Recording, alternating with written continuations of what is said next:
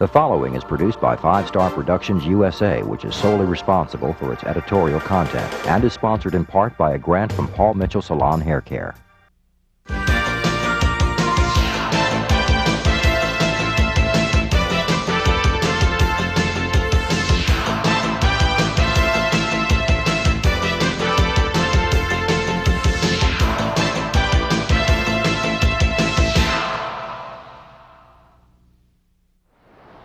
Times are changing, and many people are becoming more environmentally conscious and getting more involved. Between 1986 and 1991, the World Wildlife Group grew by 400,000 members. And in 1989 alone, membership in Greenpeace increased by 50% to over 1.4 million people. These numbers may seem insignificant, but due to international pressure from these groups, the EPA scrapped plans to allow incineration of hazardous waste at sea.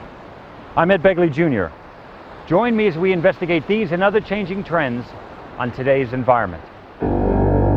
Today, City Council in effect with 9,000 supermarkets likely plastic a milestone. Educational programs.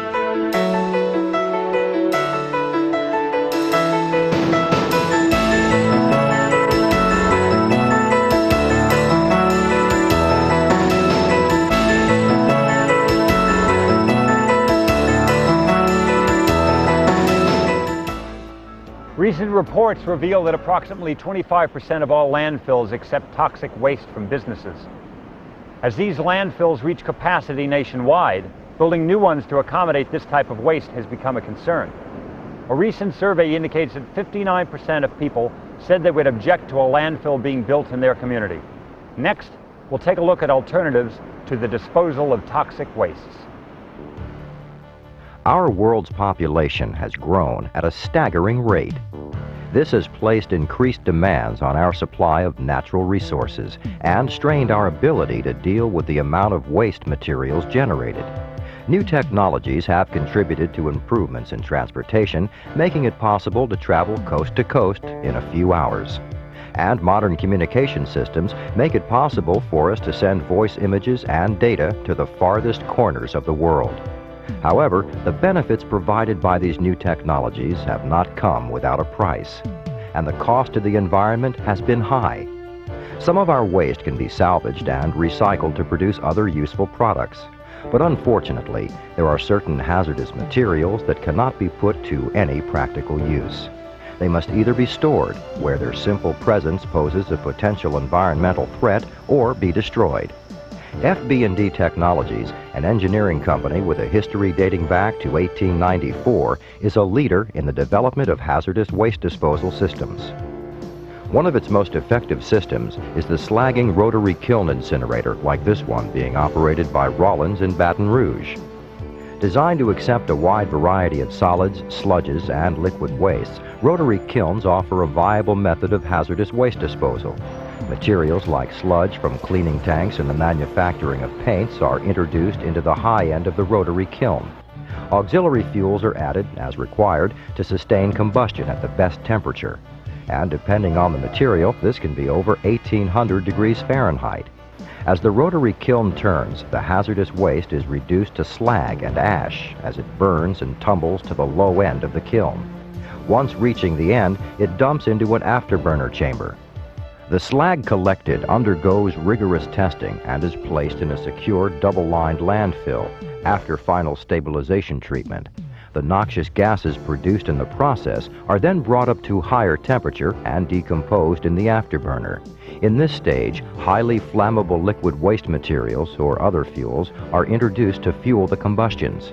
The flue gases coming out of the incinerator then pass through a series of air pollution control systems, including wet scrubbers and electrostatic precipitators.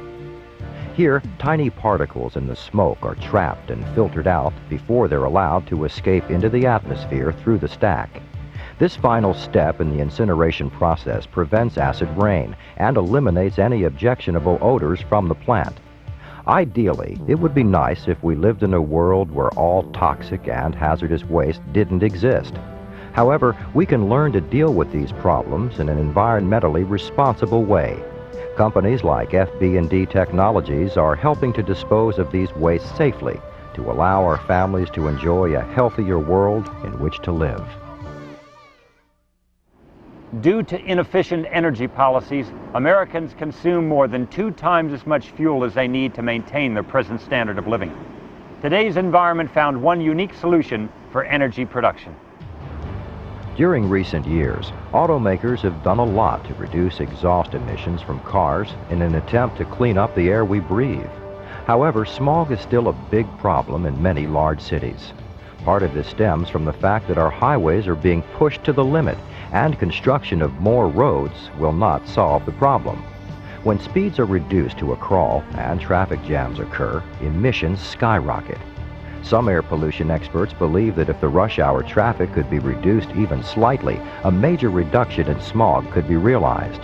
Bell South, operator of one of the most modern telecommunication networks in the world, sees telecommuting as one way to reduce traffic and smog. This high-tech approach to cleaner air allows people to work at home, substituting electronic networking for traveling.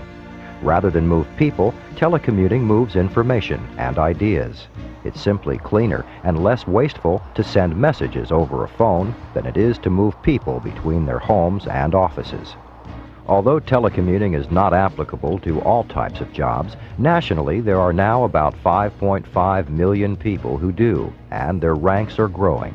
Sometimes classified as knowledge workers, which make up an estimated 52% of the workforce, they include people like writers, programmers, researchers, and others who deal with information and ideas. A typical home office is equipped with one or more phone lines, an answering machine, a personal computer, and a printer. Through a device called a modem, personal computers are able to send and receive data over ordinary phone lines. This allows users to exchange data files with other people working at home, with corporate offices, or with customers and vendors.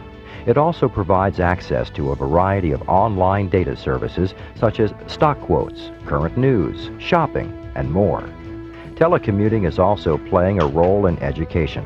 Students from all over the country can now earn credits from a distant college or university without leaving home. And school systems are able to expand limited resources over broad territories through distance learning networks. Fax machines, which are a staple in both corporate and home offices, are changing the way business is conducted. Their speed and fuel efficiency can't be matched by the mail system or overnight delivery services, and they don't produce emissions. But of all the emerging technologies, the video phone and video conferencing are the most exciting because they add something new: visual communication. Seeing people on a TV screen as you talk with them is the next best thing to being in the same room. Here, Bell South employees at the company's Atlanta headquarters discuss plans for the company's recycling programs, one of which involves a fuel additive trial that could lead to one-end use for old telephone directories. Video phones or personal video conferencing devices also allow individuals to conduct face-to-face meetings over the telephone network. By using these technologies, commuter traffic is reduced. An uncounted number of business trips are avoided, and fewer documents are carried over the roads. All of this is helping to reduce air pollution and is enriching the quality of life for not only those who telecommute, but everyone who lives in a congested city. Some drinking water in the U.S. contains toxic chemicals. This is caused by ongoing pollution from industrial, commercial, and domestic sources. Today's environment explores a different way hazardous materials are being kept out of our water supplies. Most of us understand that it is important not to waste water. It's too precious. But not many people realize there is a direct relationship between water and energy use. To understand this relationship, let's take a look at a typical municipal water system. Water from wells or a reservoir is pumped through a water treatment plant and then distributed to our homes and offices through water mains buried under the streets. For example, in even a small town, there can be as much as 50 miles of underground water and wastewater pipes. Many municipal piping systems serving the potable and wastewater needs of its inhabitants can have many miles of underground piping. Designed to meet the projected growth of a town or city, water systems have been in service for many years, and some systems for more than 100 years. Recently, however, it has become apparent that these piping systems have a serious problem. The system was unable to meet the demands placed on it, not for a lack of water, but because the system was no longer capable of functioning as its original design and construction had intended. An examination of the piping system and its seldom viewed interior revealed an explanation for this deteriorating capacity. The pumps must be operated longer and harder to compensate for the restricted flow, requiring more energy, and results in excessive wear and tear on the equipment. One way to correct the problem is to dig up the streets and replace the underground pipes. Obviously, this is very costly and time-consuming. The other option is to clean the inside of the pipes to get rid of the deposits, sediment, and other foreign matter. Knapp Polypig, a company that traces its origins back to the oil fields of Texas in the early 60s, is providing the equipment needed to restore these water systems to their original design capacities. Invented by Mary Knapp, the company's founder, polypigs are bullet-shaped devices made from polyurethane. They were named pigs by oil field workers because the original metal devices squealed as they raced through the pipes. The process for cleaning a water main, sewage line, or any other type of pressurized pipeline is quite simple using a pig. The first pig to be launched is sacrificial. It's very soft and made to fit the maximum inside diameter of the pipe. When the valves are opened on the launcher, water pressure from a fire hose sends the pig into the water main. Once in the main, it's pushed by the upstream pressure. As a pig moves through the pipe, it wears down. When it's recovered at the other end of the pipeline, its reduced size tells technicians the exact size of the restriction. This helps in the size selection for the pigs that will do the actual cleaning. A series of polypigs, each larger than the one before, are then launched down the pipeline one at a time. As they travel through the pipe, the abrasive coating on the polypigs removes the mineral deposits and sediment. As evident by the color of the water being discharged, it's easy to see that the pigs are doing their job. Once the water mains are cleaned, normal pressure and flow are restored without overworking the pumps. This saves precious energy and money. This technology can also be adapted to other piping applications with the same results. People serviced by systems whose water piping has been cleaned can use this water with renewed confidence and safely enjoy drinking cleaner and healthier water.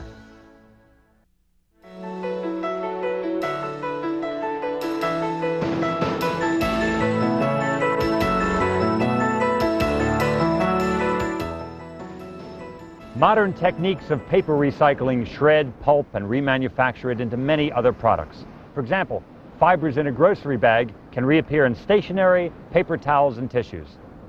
Today's environment found a way to recycle our waste paper as well as glossy paper for magazines. As a result of environmental awareness, there has been a lot of talk during recent years about recycled paper. Many communities have successful newspaper recycling programs in place, and a lot of people feel good that they're helping the environment.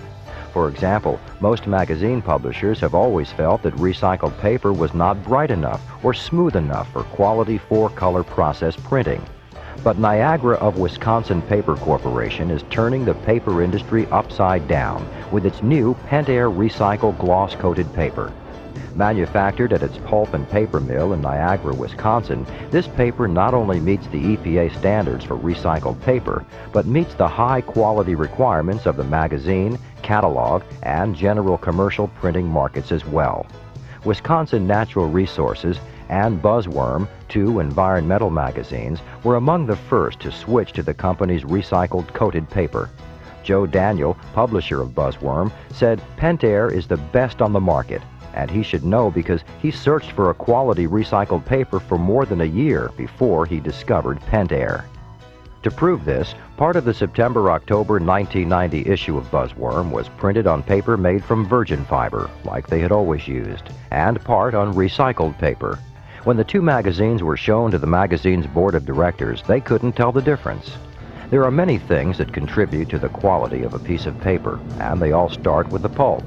For its Pentair Recycle gloss paper, Niagara uses a carefully formulated mixture of 4 different types of pulp. First, it uses pulp made from 100% post-consumer waste, from office waste, computer paper, and magazines. This pulp was awarded the coveted Green Cross and Globe Award by the Scientific Certification System, an independent nonprofit organization. Significantly, this is the only pulp for quality paper to ever receive this certification. All Niagara recycled paper contains at least 30% post-consumer waste. Pressurized groundwood pulp is added. It's made from fast-growing aspen trees, which are grown on farms within a 150-mile radius of the mill. Purchased kraft fiber, which is manufactured from softwood trees, provides the strength needed for paper making and printing. Waste paper, which is generated during the manufacturing process, is also reprocessed to provide recycled pulp for the mixture. Logs, which have been stripped of their bark, are fed into a pressurized chamber and are ground up by precision cutting stones to produce the highest quality pulp available. Under the control of a sophisticated computer system and the watchful eyes of experienced paper makers, the pulp mixture is continuously fed into the paper machine. Later, wrapped and labeled rolls of paper will soon be on their way to a printer, where it will be used for a brochure or magazine. Preserving virgin forests and protecting wildlife habitat is certainly a worthwhile reason for recycling paper. But the most serious threat to the environment comes from diminishing landfill capacity. Existing landfills are filling up fast, and it's becoming more difficult to find new sites. When you consider that 50% of the waste that goes into landfills is paper, it's vital that we reduce the amount of paper we throw away. Thanks to Niagara Paper, it's been proven that high-quality paper can be made from recycled pulp. Now, environmentally conscious publishers and printers have an opportunity to reduce landfill waste. And perhaps someday soon, all magazines and brochures will be printed on recycled paper. It is estimated that at least half of the wetlands have been lost due to population growth, urban development, and conversion to farmland. We continue to lose 5% of them each year. Let's take a look at one effort to help protect these natural resources. Generating stations produce power by heating water and creating steam, which turns a turbine and generates electricity. Steam enters the turbine, exits, then is condensed back to water, and the process happens all over again. In the condenser, the spent steam passes over thousands of tubes filled with cool circulating water from a nearby reservoir. The circulating water removes heat from the steam and is piped back to the reservoir, where it cools by evaporation. The water that returns to the reservoir can be as much as 20 degrees Fahrenheit warmer than when it was first pumped into the station. Here at Commonwealth Edison's Collins Generating Station in Illinois, cool water is pumped from the lake, run through the condenser, and returned to the other side of the lake. As the water travels back to the intake, it cools back to its original temperature. This makes the water on the receiving side of the lake warmer, creating an ideal environment for fish to grow. The Commonwealth Edison Company of Chicago, Illinois, has taken an energy-producing business and gone several steps further in an effort to preserve the fish and wildlife for the 8 million people living in their service area. With the exception of Lake Michigan, there are few large bodies of water in northern Illinois available for fishing, boating, or swimming. Commonwealth Edison has made the cooling lakes and reservoirs around many of its generating stations available for recreation and enjoyment. For fishermen, the cooling lakes are stocked with fish, millions of fish, including hybrid striped bass, walleye, large and smallmouth bass that are produced at the utility's 2 fish hatcheries. Fish from the hatcheries are used by Edison and the Illinois Department of Conservation to stock Illinois rivers as well as recreation areas. Not only do fish survive in the warm water of cooling lakes, they thrive and grow to be very large. Warm water from the plant, food that grows in the warm water, and the large size of the lake all contribute to the ideal environment for fish. It takes only 3 years for the hybrid striped bass to reach 10 pounds. The state records for striped bass and hybrid striped bass are for fish from Edison lakes. Not only do fishermen take full advantage of this, but so do the animals and birds. Commonwealth Edison has made a major investment in developing their recreational areas, with money going toward fish hatcheries, the staff to run them, and nature trails. The utility donated over 4,000 acres of land to build nature trails and preservation areas throughout northern Illinois. One of these preservation areas near the Braidwood Generating Station is said to be one of the world's best areas for paleontological finds. For years, paleontologists have been discovering fossils, revealing more clues to our past. The utility set aside sites for the preservation of endangered animal and plant species. Illinois residents spend a lot of time in the company's recreation areas, picnicking, riding bikes, hiking, camping, and enjoying a safe, clean environment for what is sure to be years to come. Natural gas is the most popular and widely available alternative fuel. It can be used in gasoline engines with some modification and cuts carbon dioxide emissions by up to 50%. Today's environment looks at the development of a natural gas fuel being used to make automobiles and other types of transportation cleaner and better for our environment. Natural gas is becoming an important factor in the search for a non-polluting, safe, and economical alternative to traditional fuels for our vehicles. It was first used for lighting at the turn of the century. Today it's used for cooking, heating, drying our clothes, and has many applications in industry. The use of natural gas has been effective in reducing pollution resulting from the burning of coal and oil. Another advantage to the environment is that, unlike gasoline, natural gas does not need to be refined, an expensive process that consumes huge amounts of energy and releases toxic chemicals into the air. Natural gas literally comes out of the well and is ready for use.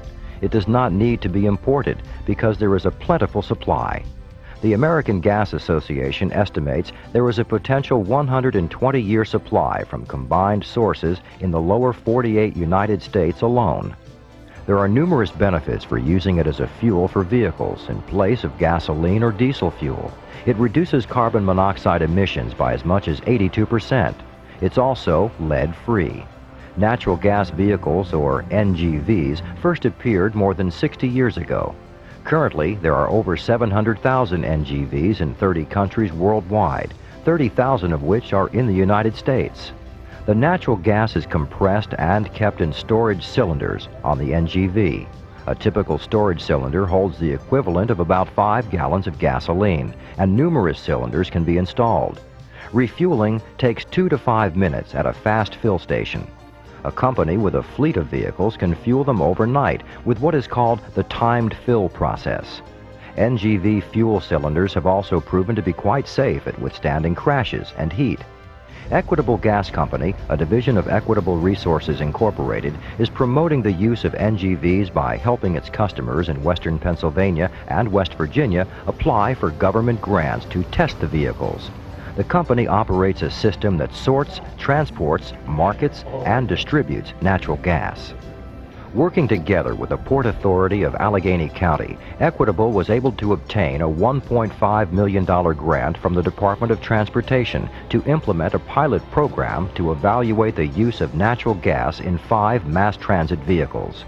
Equitable is in the process of converting its own fleet to run on natural gas. They've also shown their concern for the environment by installing clean burn compressor engines at their pipeline subsidiary to minimize pollution. Plus, a major tree planting program underway in its Appalachian subsidiary, Equitable Resources Energy Company. Using natural gas as an alternative fuel in the years ahead will give us a brighter, more pollution-free environment. Pitching in to help clean up our environment.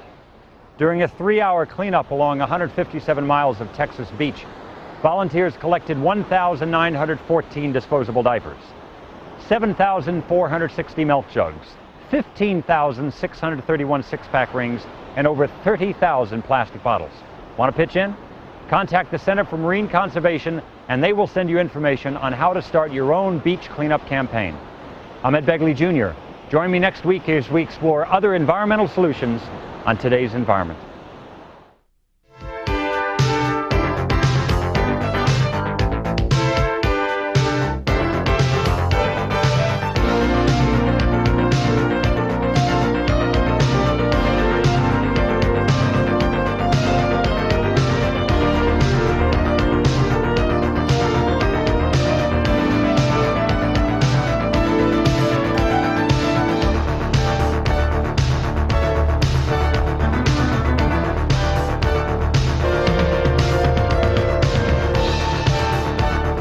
If you know of any interesting environmental success stories, call us at 407-997-9800. This has been a presentation of 5 Star Productions USA. The preceding program was sponsored in part by a grant from Paul Mitchell Salon Hair Care.